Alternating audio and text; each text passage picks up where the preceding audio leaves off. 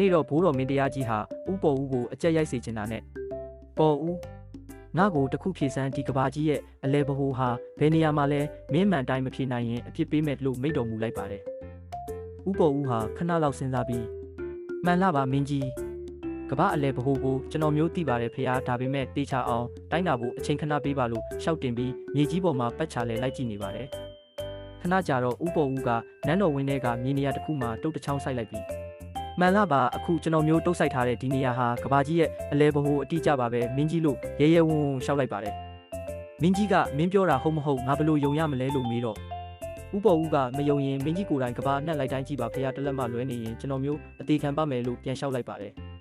ဘရင်ကြီးလဲဥပေါ်ဦးရဲ့ပါနှက်မှုကိုဘလို့မှမချေပနိုင်တော့ပဲအေးပေါ်ဦးရဲ့မင်းဟာတကယ်ကိုညံကြီးတဲ့သူပဲလို့ဝန်ခံပြီးဆုလက်တွေပေးသနာတော်မူလိုက်ပါတော့တယ်နောက်ထပ်ဥပေါ်ဦးရဲ့မဖြစ်နိုင်တဲ့မိကုန်းနဲ့ပါနှက်တဲ့အဖြစ်ရှောက်ထုံးတွေကြည့်ဖို့ကျွန်တော်ရဲ့ channel လေးကို subscribe လုပ်ထားပေးဖို့နဲ့ TikTok account လေးကိုလည်း follow ထားဖို့မမေ့နဲ့အောင်တော့